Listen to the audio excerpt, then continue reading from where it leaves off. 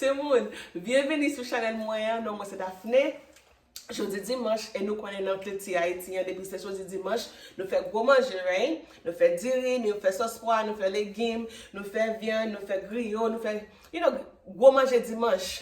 Mais, la caille moyen, je dis, nous faisons un bagage différent, ok? So, nous ne pas faire diri, nous ne pas faire sauce pois, nous ne pas faire légumes. En autre fois, nous avons fait, mais je dis, nous avons un bagage différent, ok? Nous avons un bagage différent, ok? On bagaille différent. So, on allait. Je dirais, on a fait un petit manger bien facile, ok? On a fait un mashed potato, ça veut dire, how you say mashed potato in Creole? Pòmdetè mashed. On a fait green beans. Wow. It looks like this, okay? Green beans. And then I fait barbecue chicken, okay? Not for barbecue chicken. So not for, excuse me one more time. I said my children, but my live them, okay? I have to go wash my hands because I touched my hair because I'm dealing with food and I don't have no gloves on.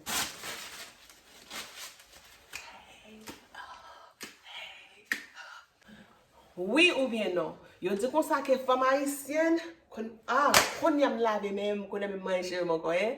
Kon yam sot lave même manger mon ko. I'm back. Moi retourne. Ok, yo di kon sa ke femme haïtienne kon fait manger, oui ou bien non? Moi quoi c'est vrai. Mais yo di kon sa ke la femme haïtienne yo, c'est femme au cap qui kon fait manger. Plus parce que c'est l'autre monde qui sont de l'autre côté. Est-ce que c'est vrai? Yo di femme au cap kon fait manger. Yo douce, nous bon dans tout bagaille. Nous belles, nous fouettes et nous kon habillés. Est-ce que c'est vrai? C'est vrai, c'est vrai. Parce que regardez, right?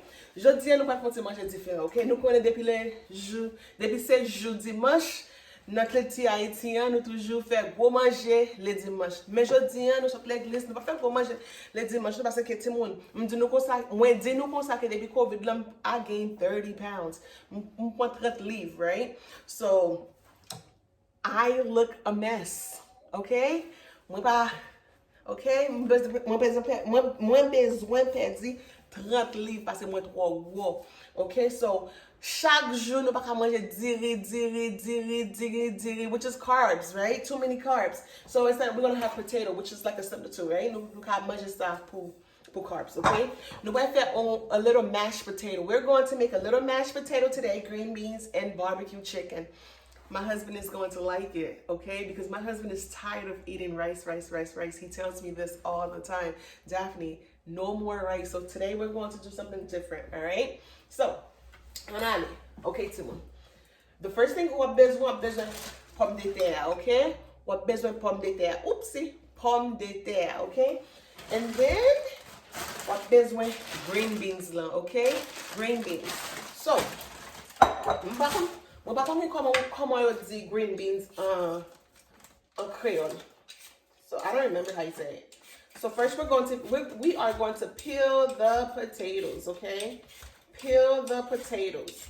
Well, this is not ingredients here, but the first ingredient you're going to need is the potatoes. Alright? So we're going to peel the potatoes. Not kale the potatoes. Alright? So I'm going to move the camera closer to the potatoes as we peel it. Got it? All right.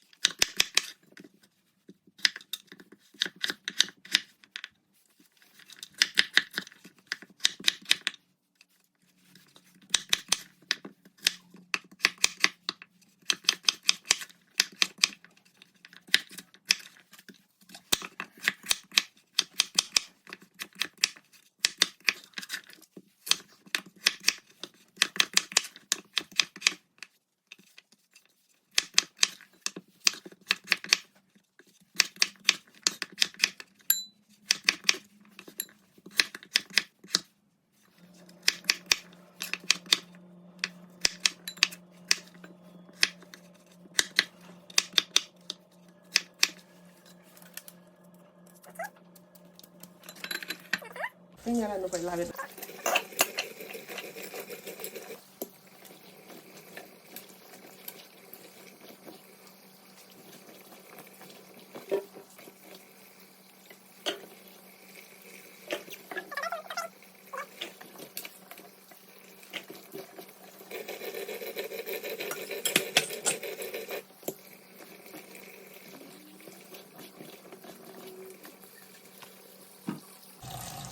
Konya la nou pal mette dlo la dan, ok? Nou pal mette dlo pou bouilli, ok? Ou mette sou medium pou ka bouilli, ok? Pendant mette sou medium pou ka bouilli, wap ajoute garlic.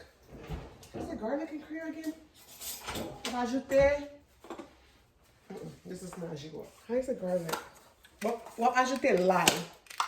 Wap ajoute lye, ok? Mwen pa gen lye ou kale, sin te gen tap pi bon men pa gen, so sa le di map itilize sak nan, meli. Okay? So map mette garlic. Okay? Map mette oti garlic. Pou l ka bouye. En di map mette sa sou li, pou dlo an pa traverse. Map mette yon ti sel.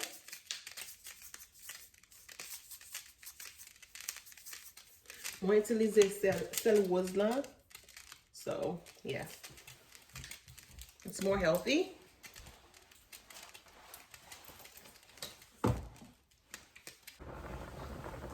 Konya la, me la bouye. Pou ki sa mette wooden spoon sa, ou bien pou ki sa mette kiye sa. Parce que lo metel, dlo a kap chavire sou chou. So metel pou ka stab dlo. Depo gen sa kon sa, el suppose wooden. Mban kom di wooden, li suppose bois. So depi l bois, dlo a kap touche le chou. So you use a wooden spoon.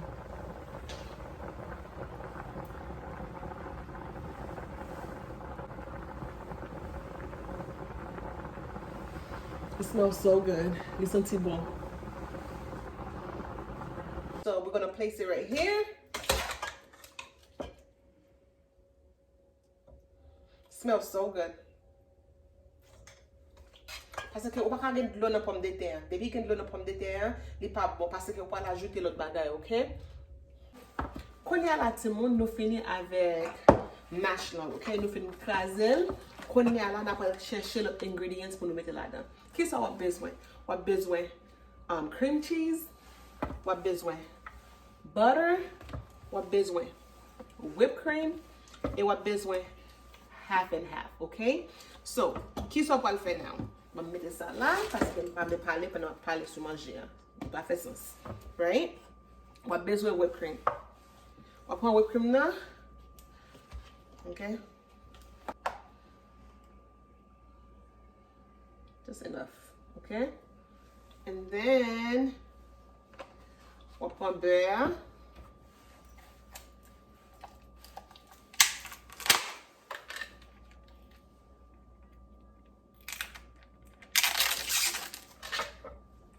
It's whipped, so sorry guys.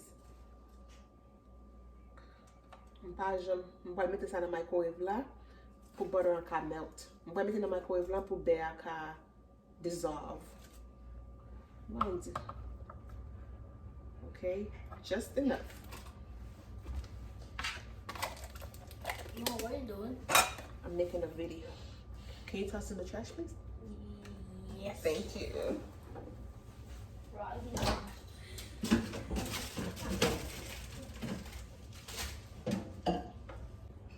Ok, konya la, mwen fini avek sa, mwen pal mette sa la, and then mwen fini avek sa, so mwen pal vide sa la dan kon sa, ok?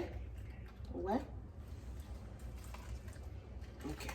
And then, mwen pal pon kiye bois, the wooden spoon, and then mwen pal virel. Mwen pal pon sa, which is the cream cheese, mwen pal mette la dan. Looks like this.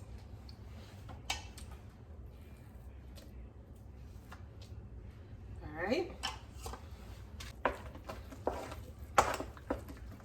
Si moun mwen yo reme avek cream cheese.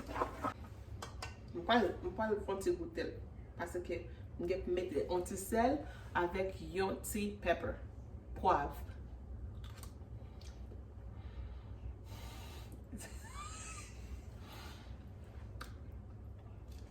Timon, it tastes so good. It tastes so good. But I'm gonna put a little, whoopsie, put a little garlic. Cause it's so fluffy. I like the garlic smell. Taste. I'm gonna put a little garlic.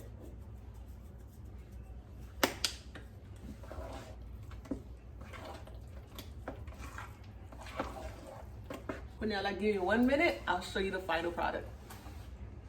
Et puis mêlez with Timon. Mais mâche là. Mêlez. Alright. Ça c'est premièrement.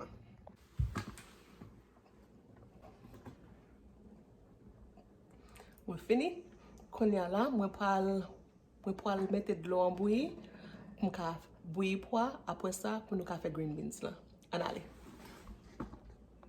Timon, haïtien nous est toujours laver pois nous, laver 3 fois, ok? Parce que par contre qui make up manger.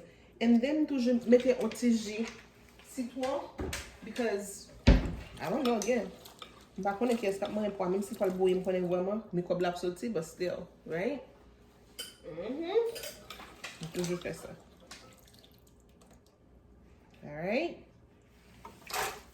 Whoopsie. And then utilize the same wooden spoon to keep the water from flowing.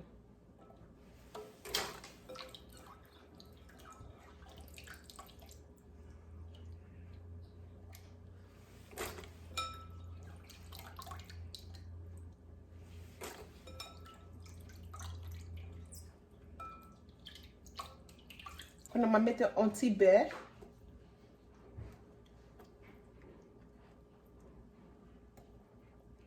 little, et pas un pile. And then, on va mettre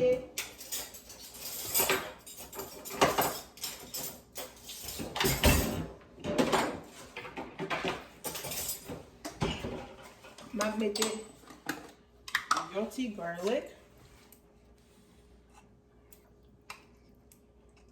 minced garlic, okay. Look at our tea flavor, guys. Okay? Quand y a là, ou pas quitter le bouillir. Oh, n'oubliez pas important là, oui. N'oubliez pas vraiment important. Ok, Timon. Quand y a là, nous allons faire viande là, ok? Je dis, je vais barbecue chicken là avec viande, ça m'a barbecue li plutôt, ok? So, on a la viande. Premièrement, on a besoin de citron. Moi, j'ai jus citron. Moi, j'ai orange que mettre dans la bouteille là, ok? Moi, j'ai pink salt, distel rose. Moi, j'ai citron vert et moi, j'ai citron jaune, ok? And then, so, premièrement, ça, on va le faire. On va le mettre un petit sel là-dedans, encore. Parce que quand nous-mêmes haïtiens, nous remettons nos propres. Ok, right? And then, on va le mettre un petit jus citron. Parce que je déjà nettoyé. Is Rocky awake now? He's awake. But I'm recording. Ok. Après ça, on va le mettre un petit oignon ici. Really? Okay.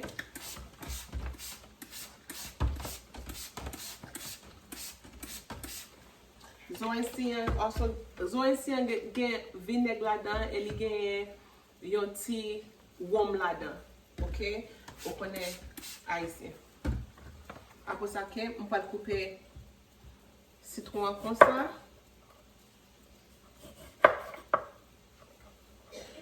Again, on était déjà bien non so on pas tellement laisser chaudé pour le chaudé. Après ça on va mettre citron parce qu'on connaît nous même ici nous bien nous va manger qui ne peut pas faire comme ça. Ouais. OK.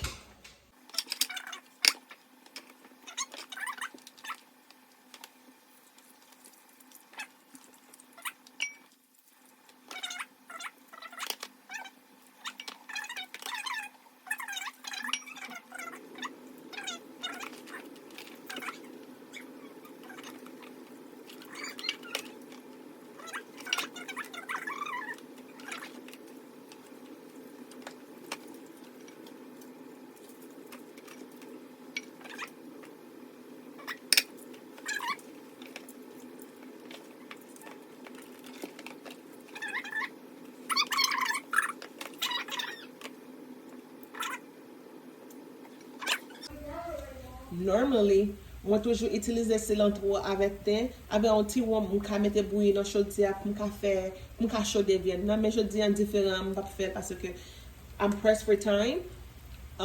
Il est déjà 5, presque 5 heures et ma room n'a pas son travail, so avant ce travail, il besoin manger, so m'a just hurry up, m'ka courir faire manger, okay? So on allait.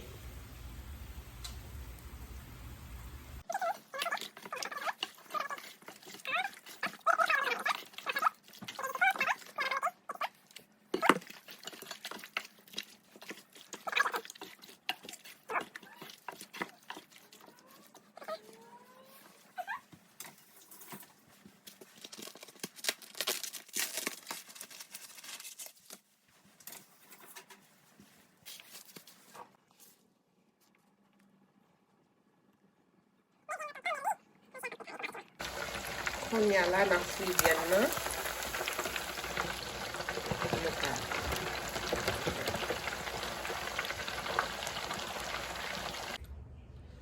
N'a utiliser l'huile d'avocat pour sauce barbecue. Après ça, n'a pris le champ est en champ. Alright, puis on a mis un ciseau pour le barbecue sauce. Après ça, on a mis un petit piment for all of it. Alright, puis on a là notre petit el fui.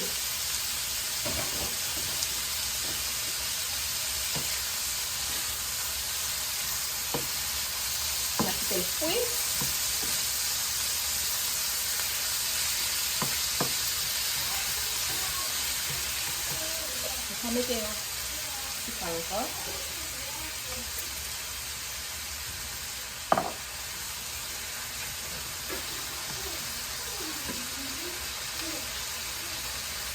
Drop it for white.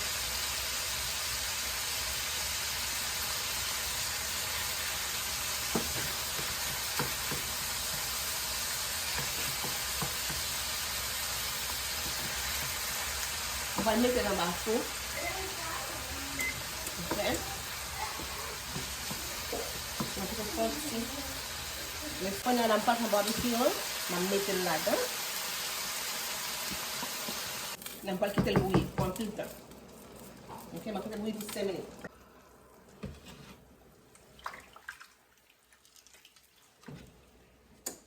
Ok, tout le monde, qu'on a nous pour faire green beans là. On n'a pas ajouté avocado oil avec garlic là.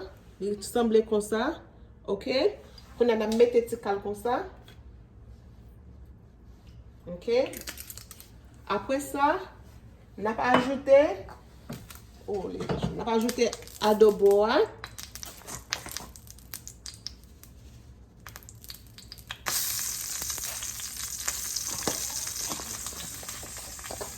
Après ça, on a ajouté le Creole seasoning. Ok. And then, on a ajouté. On a ajouté un petit l'huile encore.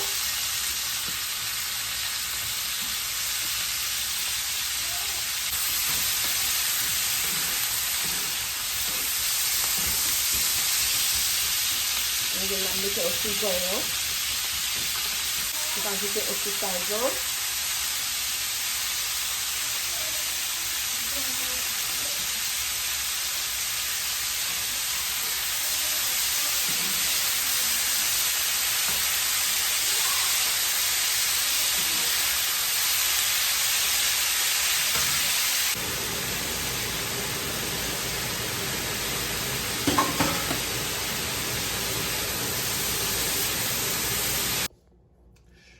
Eh bien, tout le monde. Smells good out here. Mais manger. Pas manger haïtien, mais manger américain. Okay? Taylor hands. I just taste it. Tell me how it tastes.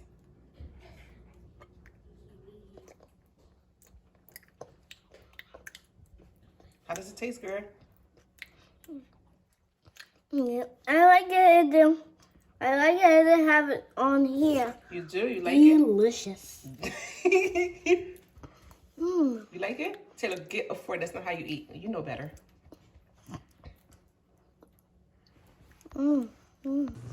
Merci beaucoup parce que nous t'es abonné. Pas oublier pour nous like, subscribe, and come back for another video. Bye, guys.